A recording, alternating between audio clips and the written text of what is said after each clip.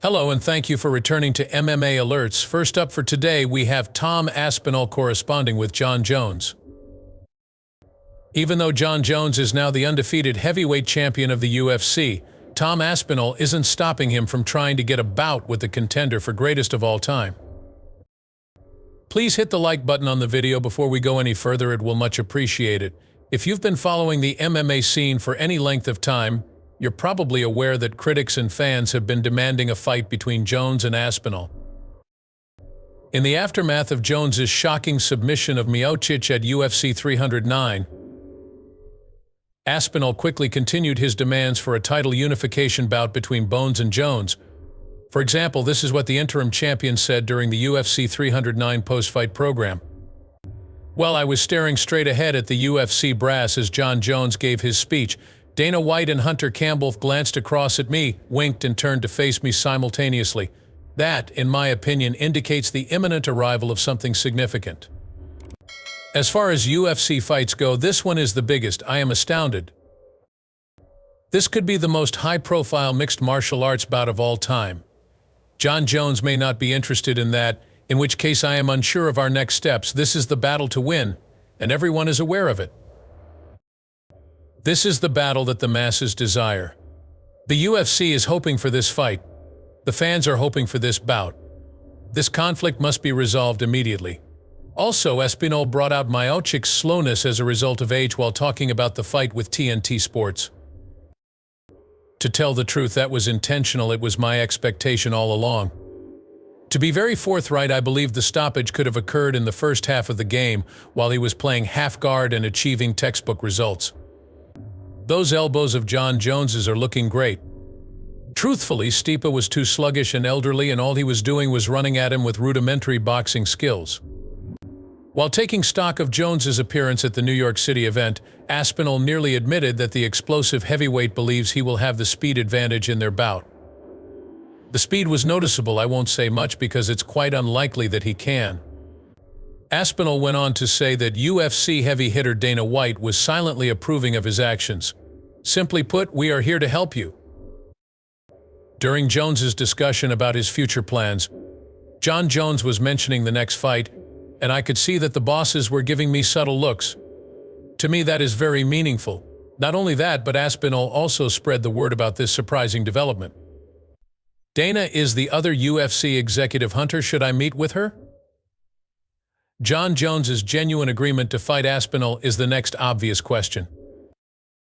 Jones has been dismissing the notion that he must fight Aspinall for weeks, and he has lately professed his preference to challenge Alex Pineda instead.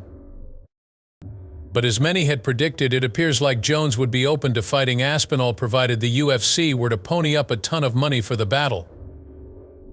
During his post-fight press conference, Jones discussed his future and the prospect of facing Aspinall, among other things. "It was done that way. Quite a large quantity. I can almost guarantee you that it will be a huge sum."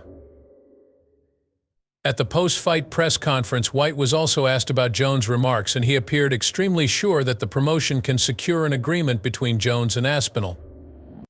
Hold on a second.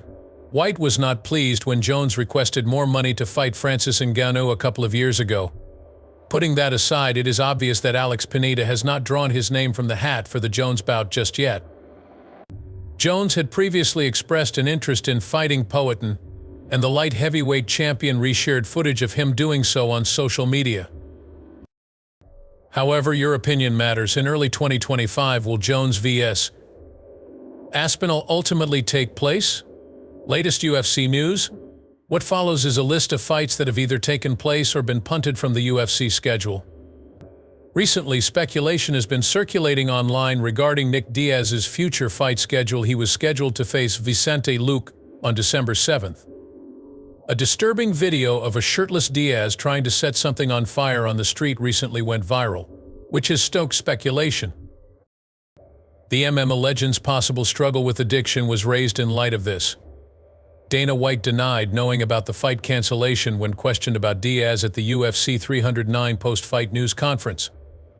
Diaz has reportedly ended his bout with Luque, according to MMA Manias Alex Bahunin. The welterweight veteran will instead face up against Temba Garimba. Can you explain this news to me? Does this mean Diaz's fighting career is over? Until his bout in 2021 against Robbie Lawler, 41-year-old Nick Diaz has fought just once after 2015. The Stockton star appeared completely different from the combatant he had been in that match. As for the UFC event on December 7th, Marcel Dorff has confirmed that featherweight contender Bryce Mitchell will face off against jiu-jitsu legend Kron Gracie. This fight is going to be on the bucket list of grappling fans. Gracie has dropped 2 consecutive fights, both by unanimous decision, thus both men are desperate for a victory. Conversely, Mitchell has refrained from fighting since his knockout loss to Josh Emmett in December of last year's Close Your Eyes Kids. A pair of his most recent bouts have ended in defeat for the vocal boxer. The UFC has just announced its official schedule for the first 3 months of 2025. The UFC machine will, unsurprisingly, keep turning nearly every week. 11 UFC cards will be featured in Q1. Darren Till, a middleweight contender and former UFC veteran, will face Tommy Fury in London on January 18th in his next bout. Till is known for his striking prowess. Till has only faced one opponent since leaving the UFC in 2022, and that was in a July exhibition boxing battle where he won by technical knockout over Muhammad Muti. Fury may lack his brother Tyson's boxing glory, but he boasts a perfect record in professional bouts, 1-0-0. Your prediction for the victor of that fight? Michael Chandler is summoned by Hinata Moicano. A rematch between Charles Oliveira and Michael Chandler was also part of UFC 309, however the main attraction was undoubtedly the Jones-Miocic bout. The battle was a barn burner and more, as many had anticipated. Do Bronx came out on top, just as everyone had expected. Hinata Moicano made it clear that he didn't like Chandler's performance after the scrap, in which Oliveira won by unanimous decision. After Iron Mike committed multiple fouls during the course of the 5-round bout, money began to light him up.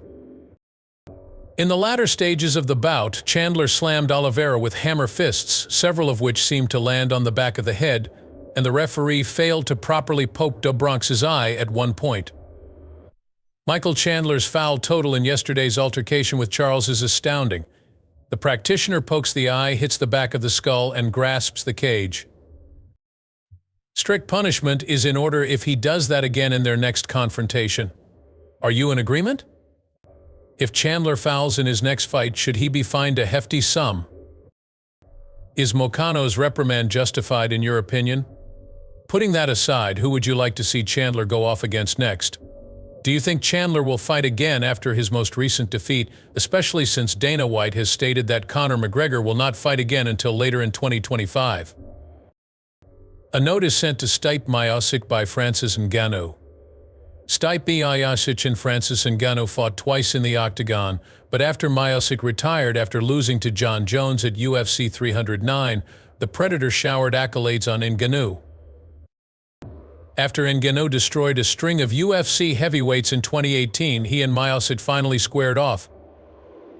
Ngannou suffered his maiden defeat in the UFC at the hands of Miocic and his wrestling prowess.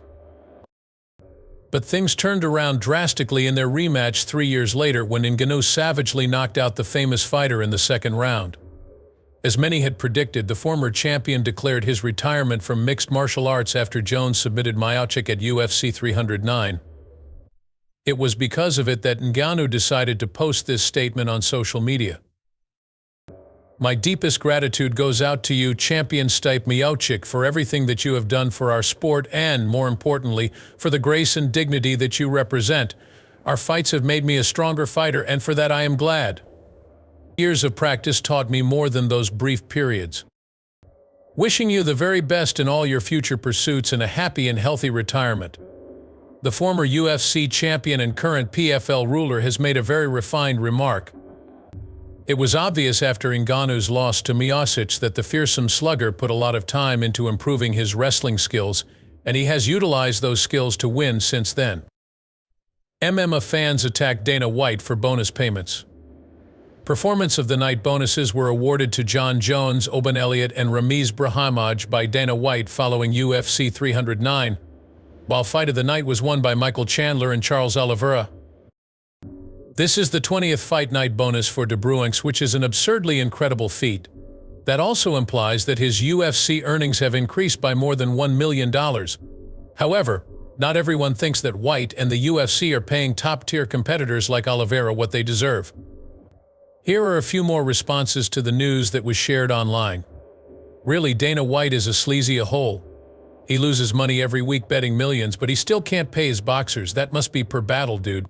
This man is a Hollywood A-lister. 50,000 is a degrading amount in any context, but this one is especially harsh. Over the years, they have paid him pitiful amounts.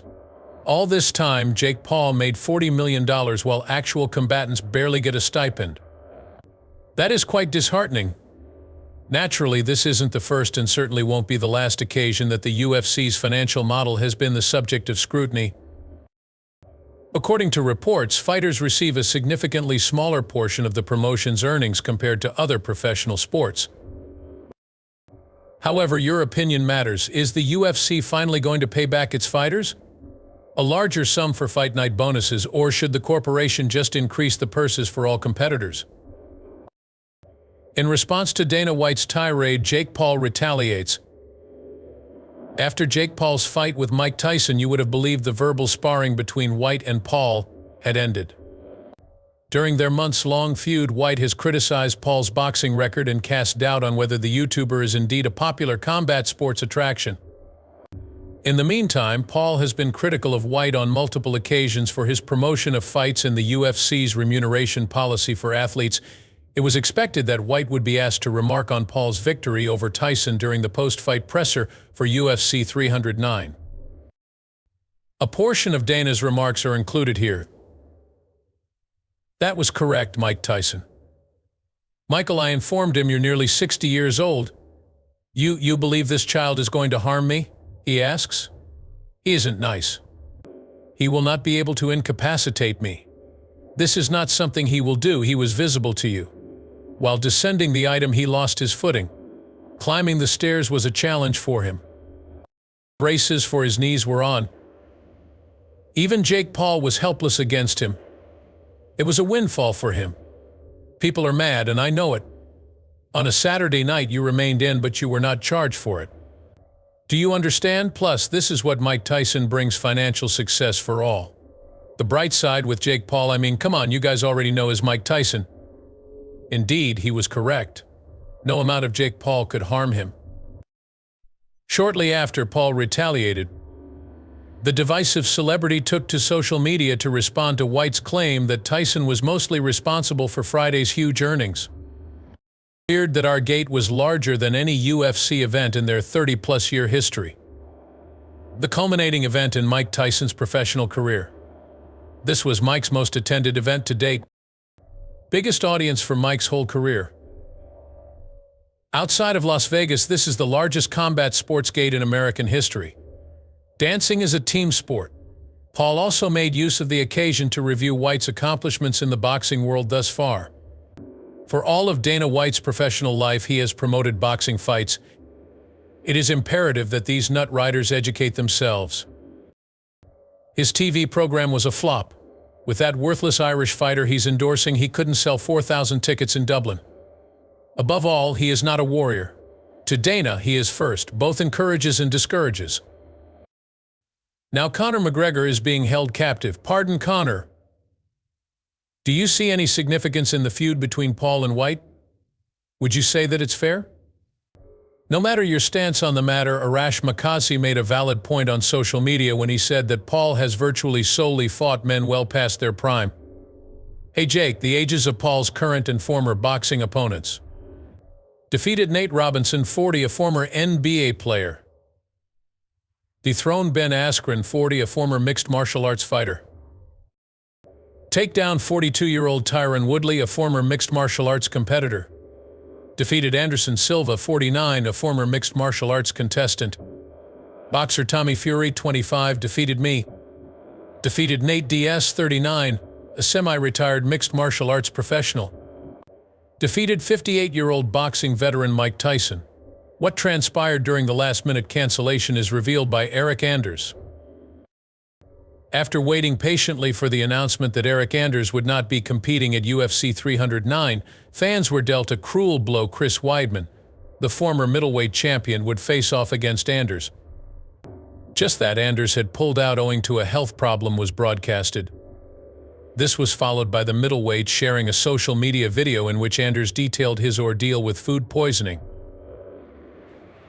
It's encouraging to hear that Anders is doing better and isn't in any major danger. The UFC should reconsider scheduling Anders and Weidman to fight next month or in the beginning of 2025. Even though they've already promised to fight once, Anders may be getting ready to do it again shortly.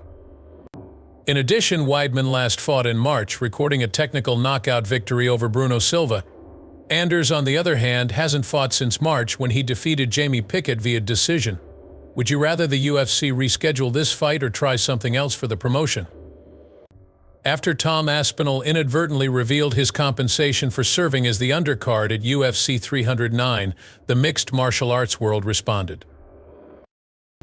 It would be very appreciated if, for $200,000, he could wait till they walk, as Tom says in his response to Hunter Campbell in the screenshot. So, here's what the mixed martial arts community thought. He must have a $200,000 budget to compete at the heavyweight level, haha. For heavyweights, skipping breakfast is like making weight, but for $200,000 it's like taking a trip to New York. Very good. The outrageousness of Jon's demands becomes clear when I consider that he would be paid $200,000 just to sit on standby. LMFAO, however, few are aware that they provide for their fighters in a more covert capacity. LMAO, the irony is that if Stipe had dropped out, Jones would have fought no matter what. There isn't much to support a huge pay-per-view with $200,000. If these negotiations get heated, I'll F-cape myself. $200,000 is a little steep, isn't it? In the absence of $500,000 to $1 million, I would not assume the role of champion on short notice. $200,000 for playing the role of backup, knowing full well that neither Jon nor Stipe would challenge him in a last-minute match. Earnings without effort.